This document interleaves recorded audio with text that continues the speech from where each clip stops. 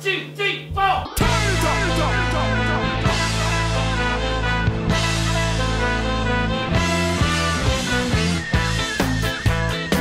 Hello and welcome to the NESN Soccer Podcast. I'm Mark along with Marcus, and this is our 2018 end of year podcast. And Marcus, you had the fantastic idea that we each pick 9 topics from the 2018 calendar year, soccer related, that were most exciting to us, stuck out the most, what we'll remember the most about 2018. I thought it was things we loved. Things we loved. Okay. So we each pick 9. About 2018, yes. We each pick 9 because 9 plus 9 equals 18, which I did not get when you first mentioned it, I'll admit, but it clicked pretty quick. But I think we just got to jump right into it. You won the coin flip number generator or whatever, so you get to go first. All right. I was going to try and rank these. I can't rank them. It would have taken me another day to come up with them, so I'll just kind of go randomly. Okay. Wait, should we mention? We're going to lay out each topic or moment or whatever, and the person that's picked the moment, and then you'll sort of explain why briefly, and then the other person will react briefly. We're just going to try and go through it as quickly as possible. Okay. Yeah. Real Madrid's and Spain's downfall, or Spain's and Real Madrid's downfall. Spain comes into the World Cup as one of the favorites to win, and then 2 days before the tournament, Real Madrid takes their coach, Julen Lapotegui, and 3 months after that, he's fired from Real Madrid after their slow start. It's damn near Shakespearean, the tragedy in this man's career. And Real Madrid, of course, coming off their 3rd straight UEFA Champions League final. Zinedine Zidane leaves 5 days after that triumph. And they sell Cristiano Ronaldo a month or 2 later. And yeah, the back end of 2018 has not been kind to Real Madrid. And Spain is still, I guess, reeling. Yeah, so I loved that. I thought it was Shakespearean. Well, Marcus, you picked one of the same ones as me. I didn't even look at yours, by the way. I made it a point not to. I think that's a good idea. Hopefully we're varied enough. But I put together the timeline. Lapotegui took over Spain in fall 2016. June 12th, 2018, he's announced as Real Madrid manager. June 13th, he's dismissed as Spain manager. Fernando Hierro named manager. And then 2 days later, June 15th, Spain ties Portugal 3-3. Goes on, and I remember I looked back at their scores, and I remember watching the games from the World Cup. They beat Iran 1-0. Obviously, Iran, a weak side, and for Spain, being Spain, to beat Iran 1-0 is underwhelming. Yes. But they could have lost that game. Iran yes, they could have. Missed some chances. Then they tie Morocco 1-1. Also, probably easier could have lost that game. And we're lucky to come out with the tie and advance.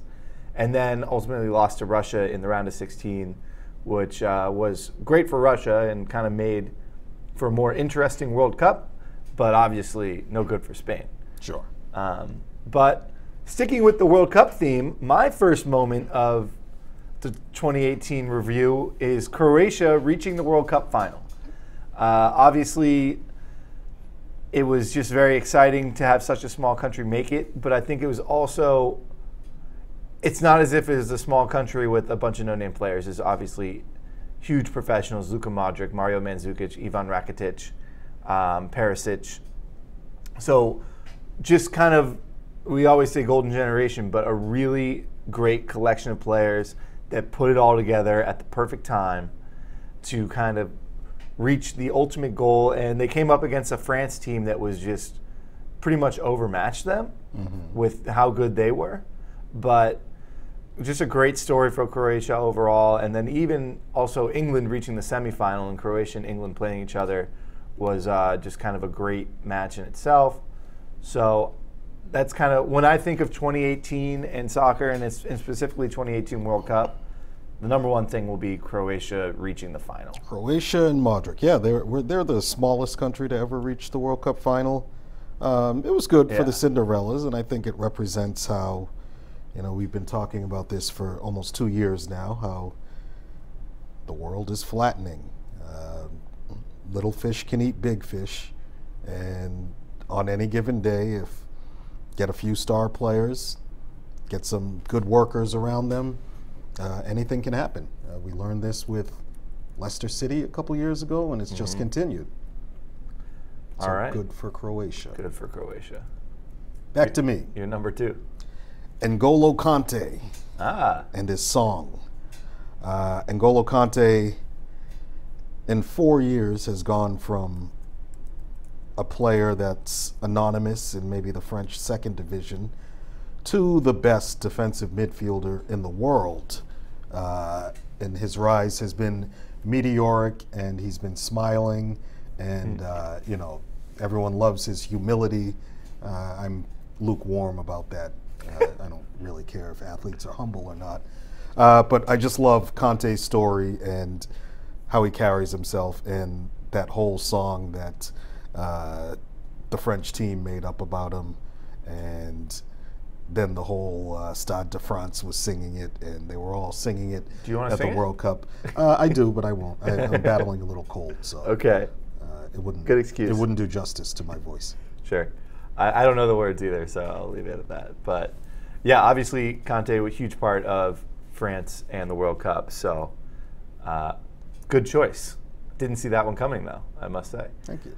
Number 2 for me, Germany knocked out of the World Cup group stage. Oh, that's one of mine. Oh, is it? That's So, okay. I was looking at this, and I first thought of when Mexico beat Germany and how that might be one of my favorite moments. But as much as I love that game and the Mexico fans, I think about it more of how Germany ended up having to pull out a miracle sort of last-minute win against Sweden in their next group stage match, and then lose to South Korea 2-0 in their third group stage game. To sort of bring German soccer and Das Reboot all the way back down to earth, and kind of have everybody relax about how far German soccer had come. Because if you kind of remember leading into the tournament, even more so than Spain or France, everybody was just kind of like, oh, Germany is just this machine. They roll on, and they'll be in the semifinal, no problem. And they came out, and certainly amongst sort of, you call them world powers in soccer, had the worst performance of any sort of favorite, not just in this World Cup, but like pretty recently. And that's just definitely something I'm always going to take away. And we've hammered this during the tournament and in the aftermath, that if you look down the German roster, so many of their players just have decreased since 2014, Yeah. and nobody has come in to fill the gap. Similar to maybe somebody that's not as familiar with German soccer, but maybe familiar with U.S. soccer, where nobody has filled up on the younger side. That same thing happened to Germany. They just had these world-class players that they thought they could get away with another World Cup with. Turned out it really backfired on them. And another Das Reboot is underway at this point. Yeah, let me jump in, since Sure. that was one of mine. I'll add to it. I took great delight in Germany's downfall. A lot of they got a lot of credit for being, everybody saying how smart they were and how great their players were. And I have to admit, I bought into it for quite a while. But then, when you start to think about it, it wasn't so much about a system that they created or Yogi Low being a genius. It was a story of a generation of a core group of players that lost over and over again, and then they finally learned how to win the year before the World Cup, 2013. And I'm talking about those guys from Bayern Munich who have since retired or moved on. And that was the story, plus immigration and the benefits that Germany's soccer derived from it. All of that was left out of the story, and everyone was saying because they won the Confederations Cup that Germany was going to come in and, set the world on fire and defend their title.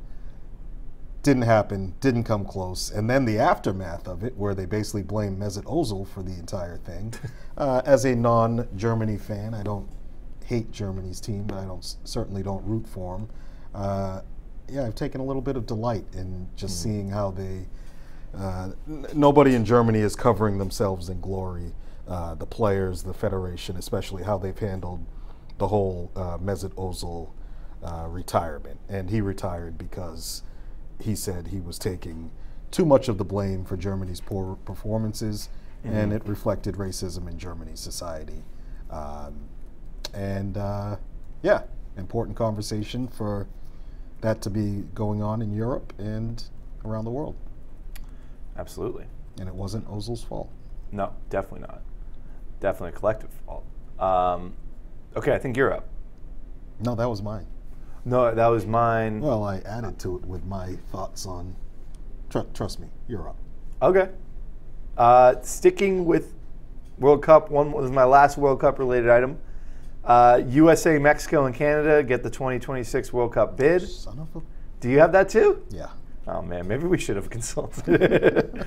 But I mean, there's plenty to talk about here. Obviously, a lot of reasons to like it. USA will host the bulk. A lot of reasons to like it if you're a U.S. soccer fan or an American. U.S. will host the bulk of the tournament, including the final and both semifinals. It'll be the first to expand to 48 teams. And then obviously it's huge for U.S. soccer, Major League Soccer, and continued growth of the sport in the United States. And then also, I think at least PR-wise, there is a bit of a theme that they're trying to build from it, in it being like uniting three countries, two countries of which have had a very odd political relationship recently in USA and Mexico. Obviously, leadership will be different by that point. But the name of the tournament is United 2026. So kind of a lot of good things to come of that beyond just soccer. I will add to the 2026 World Cup since this was on my list. I joke that it gives me a reason to exist and to press on in soccer. Somewhat joking. Yeah, really excited about it. You look out 8 years and it just makes me excited. It just makes me excited about what is to come. The World Cup being the biggest and the world's biggest sporting event coming here. It's only certain things can really make the United States go all in on soccer at any given moment. And whenever the World Cup happens, that tends to happen in this country. When it happens in this country, which only happened once before, I think it's going to be a good litmus test, or a good time to kind of show how far not only the national team but just the sport has come in since 1994, which by 2026 will be 32 years. So it'll be a demonstration of 32 years. Yeah. Is it 22? 32. 32. 32 years of steady growth, albeit not, there are some peaks and valleys, but, sure. Just steady growth. And for those of us that have been following soccer for a long time, it's great. Yeah. It's like this light at the end of the tunnel. I definitely agree with the sort of, I'm not sure reason to live, but definitely just, well, I'll have moments where I will say, oh, it's getting closer all the time. So as a soccer-focused journalism, sure, or journalist, gives me a reason to exist. How about that? Sure. Okay. All right, now it's definitely your turn. No, it's not, because I just did the 2026. Oh, so we're going, but like I'm presenting the idea. Fine, I'll go. Well, maybe I should go because I got another USA one. Sorry. No, I'm going. Okay. Mexico's celebrations after after South Korea beat Germany. Oh, right. Did Mexico lose that third group game, or maybe they drew? Mexico needed help in the third group game to reach the round of 16, where they subsequently went and lost to Brazil. Yeah. Not important. After that game, South Koreans who happened to be in Mexico were feted as heroes carried down the streets by Mexican fans. A street party outside of Korea's embassy in Mexico City included Korea's ambassador to Mexico drinking tequila that fans were pouring directly into his mouth from a bottle. Just raucous.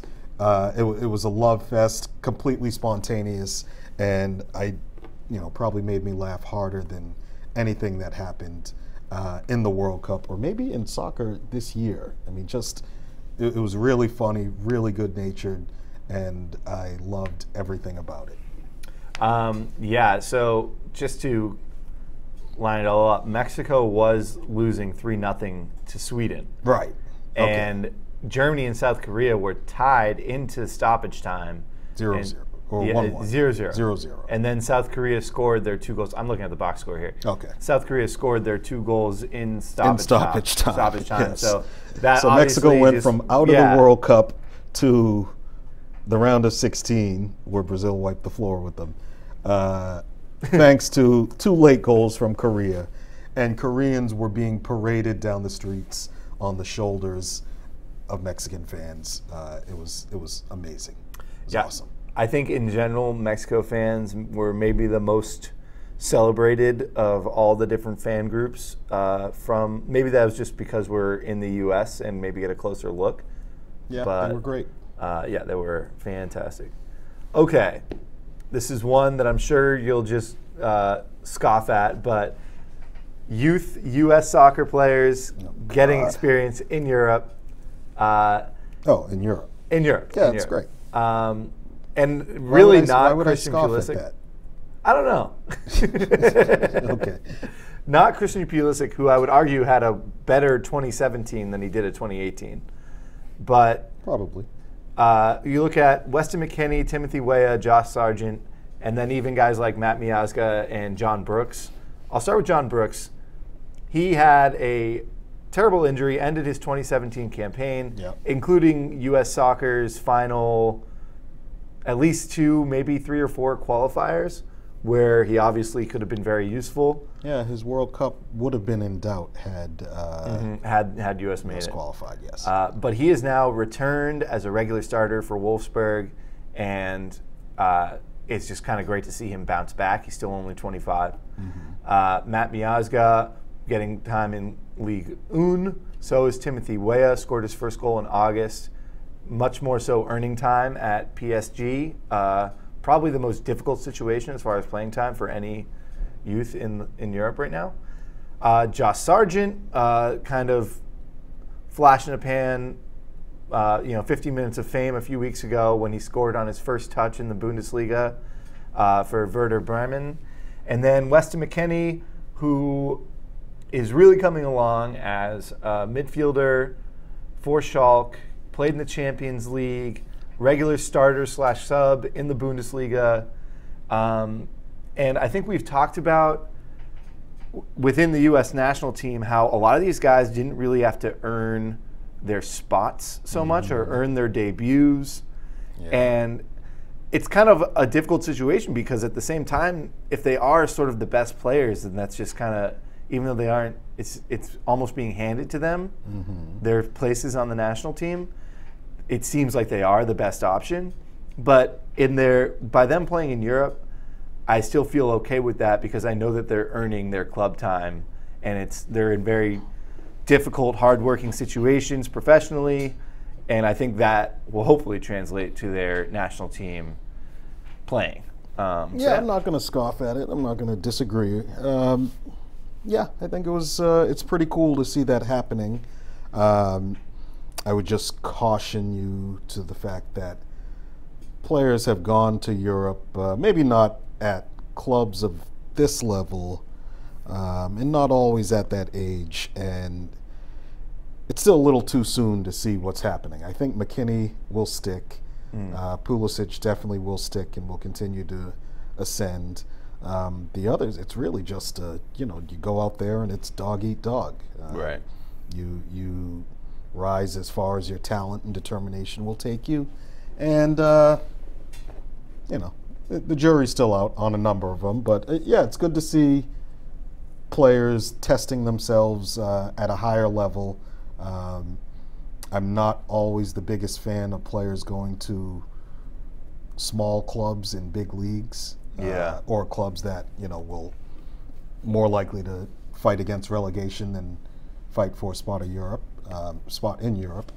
And I don't think that necessarily applies to anybody you've mentioned other than Miazga, maybe. But he's a Chelsea property, so it's exciting, and maybe by the 2026, USA will have a good team. Hopefully. Okay. Your turn. Portugal versus Spain. Yes. That was the first great World Cup game. I think it finished 3-3. It's just a great game. Ronaldo's free kick at the end. It was just one of those games that reminded you, like, whoa, this World Cup thing is on, and it's very serious business. And it can produce. I didn't think the World Cup was as exciting as everybody else thought it was. Thought the level of soccer was kind of low, but given the Portugal-Spain rivalry, their neighbors, the links between players like Cristiano Ronaldo who were playing in Spain, and then the absolute mess that Spain was in at the moment, edge of the seat stuff where you tune in to see if all this off-field disruption, how it would affect Spain's play on the field.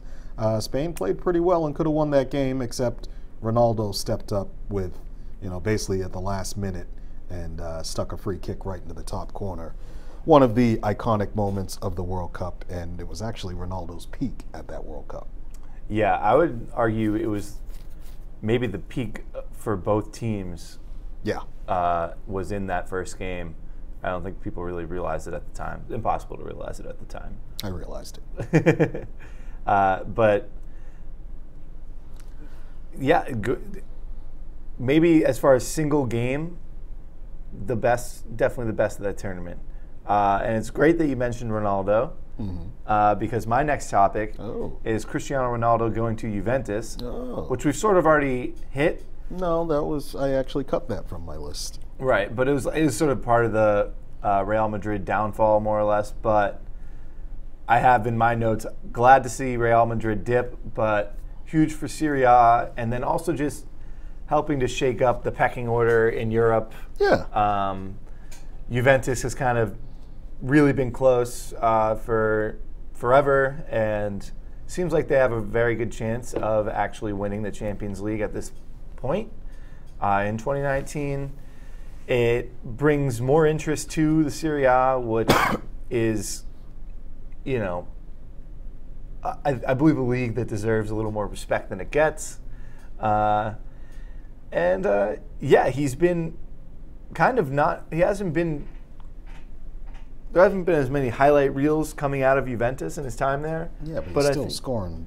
He's still scoring. The team is great, and I think he's pretty much just what they needed. Yeah, Ronaldo's transfer might not have been the most expensive. Actually, maybe it was, of 2018. Certainly the most significant player transaction in 2018, because it really shifted the balance of power. Not necessarily to Juventus, but just, the Barcelona, Real Madrid duopoly. They were so much bigger and badder than every other team out there. Just makes things a little bit interesting. We're not talking about Messi, Ronaldo every weekend. And yeah, it breathes new. It kind of shows that Serie A is on the rise again, which I think only can be a good thing. I agree, Marcus. Yeah, I thought you might. All right. You're up. Okay. My next one. Oh, boy, I'm down to my last three. Me too. Zlatan Ibrahimovic and Wayne Rooney's arrival and impact in MLS. I got Zlatan. Zlatan came with the newspaper ad that just said, dear Los Angeles, you're welcome.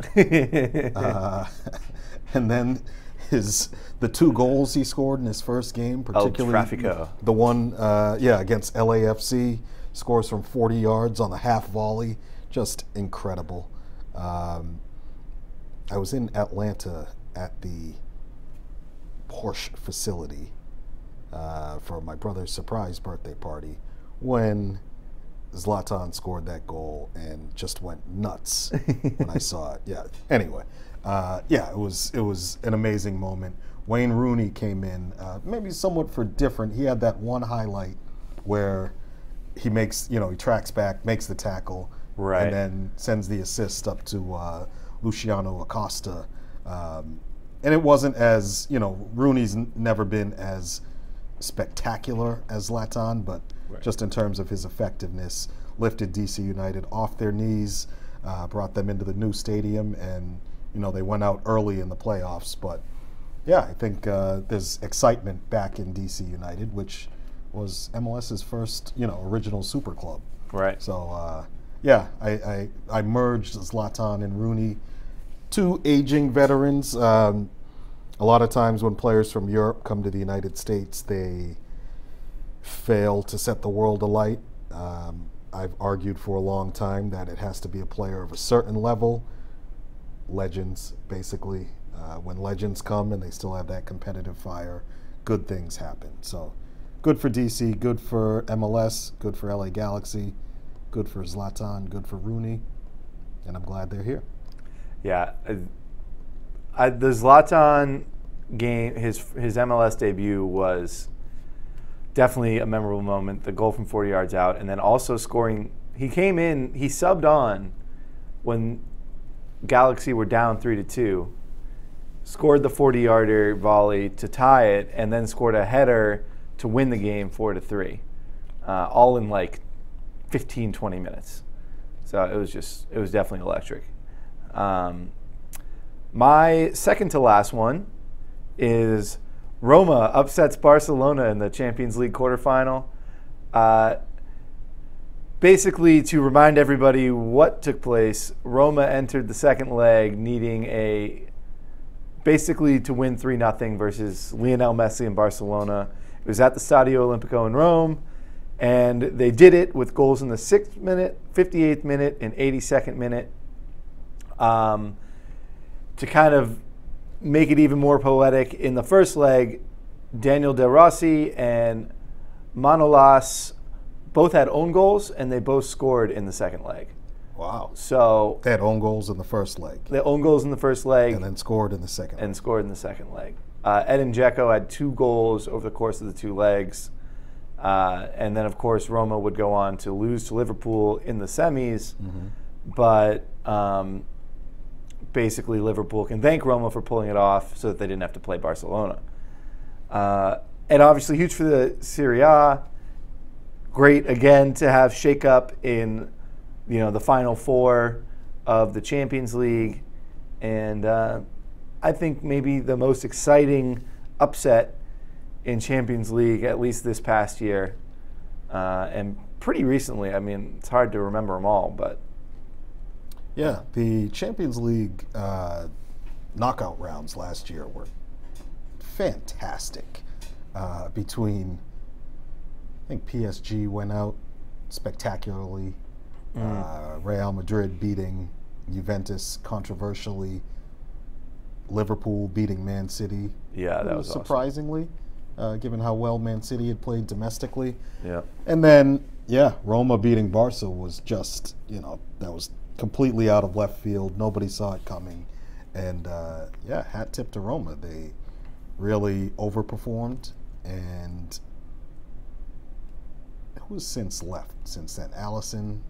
Oh, Roma? A lot of people. He earned a big move. Yeah, a lot of their players kind of earned big money moves on the back of that. So, thoroughly deserved. All right. Your last one, or should I do Second to last. Second to last. I have 2. 1, Kylian Mbappe. His time is now. Okay. Highly rated young players come along all the time. None deliver like Mbappe has or did in 2018. I would love to find a list of the accolades that he won this year, but World Cup winner by age 20, and not just a winner like in the squad, but a key player. Yeah, scored in the final. Yeah, in the World Cup. Let's see, 63 goals in club level in all competition, scoring a goal every 2 games. No players reached 10 goals for France younger. Scored 9 of his 10 goals in 2018. Most prolific for a Frenchman since Thierry Henry in 2003. We are looking at the heir to Messi and Ronaldo. He really came of age this year. Expectations were high coming into 2018. I think I don't want to say he didn't meet them, but PSG went out early in the Champions League last year, and there was a little bit of kind of doubt surrounding Mbappe and whether he was as good or as effective as his price tag and the hype suggests.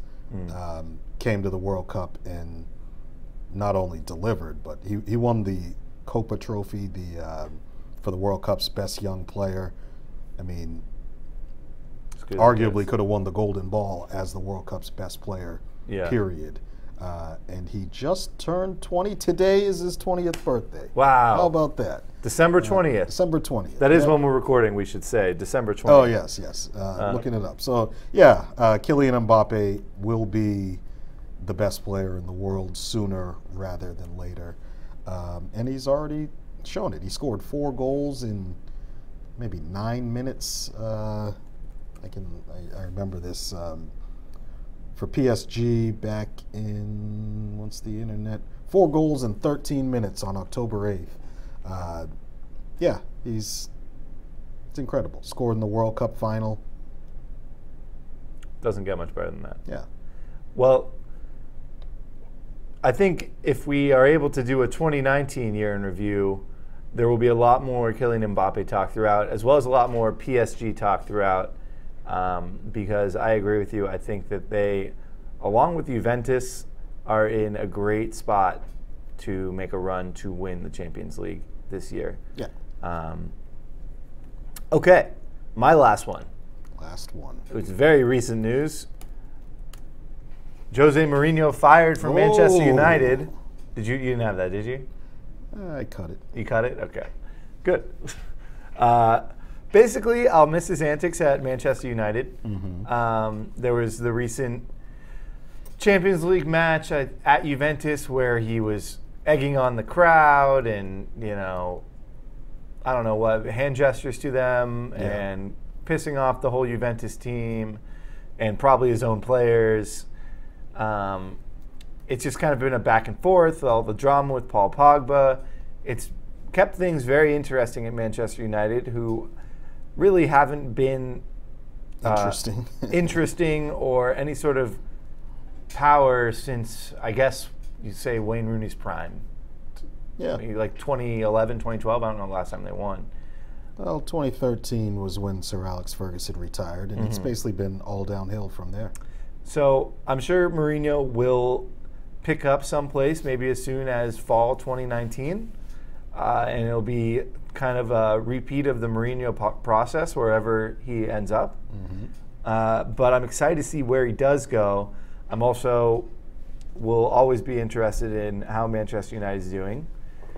And basically, I'm sad to see him out of the Premier League. Hopefully another Premier League team picks him up. Yeah, Mourinho is, for the last 15 years now, he has become one of the great villains, or as they say in wrestling, heels in the soccer world. And he loves it. And, he absorbs all the hate from the outside world, creates a siege mentality inside his club. It blew up in his face at Man United. And couple second place finish in the Premier League last season, runner-up in the FA Cup. You would have thought that Man United would be on the cusp of something special this season. and it all went bust. And yeah, I loved it. Just because, it's a good story. Yeah. A lot of clicks. And yeah, I'll admit, I like seeing Mourinho suffer a little bit. It's just the way things are. And all right. My last one. Your last one. Our last topic. Last one. And when I say I love this, I mean I love it. I'm still emotionally conflicted about it. Arsene Wenger out. He left Arsenal after 22 years, and I guess a complicated legacy in that the first half he was, untouchable, and just the, everything he touched turned to gold. Sorry, is what I meant to say. And the second half of his reign, a lot more trouble, a lot of vitriol. It was like the last 4 seasons was just kind of like Groundhog Day, where Arsenal would they would flop against one of the big teams, and they just kind of were stagnating under Wenger. Now, it goes without saying that Wenger was working under financial constraints that compared to the Chelseas, Man Uniteds, Man Cities, and even Liverpool's of the world, in terms of transfer spending and wage bill. So Wenger, his teams performed about as well as they should, but the soap opera surrounding him was getting a little bit old. I was still sad to see him go, sad to see the fact that he was fired, and not, they tried to present it like it was a mutual parting of the ways, but yeah, they fired him.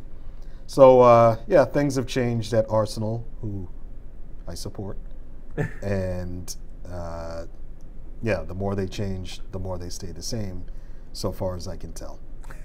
Well, you say that, and I guess it seemed like it was ultimately time for Wenger to go. I mean, he's been there a long time, or he had been there a long time. Was it though? I mean, well, you just said it, the more things change, the more they stay the same.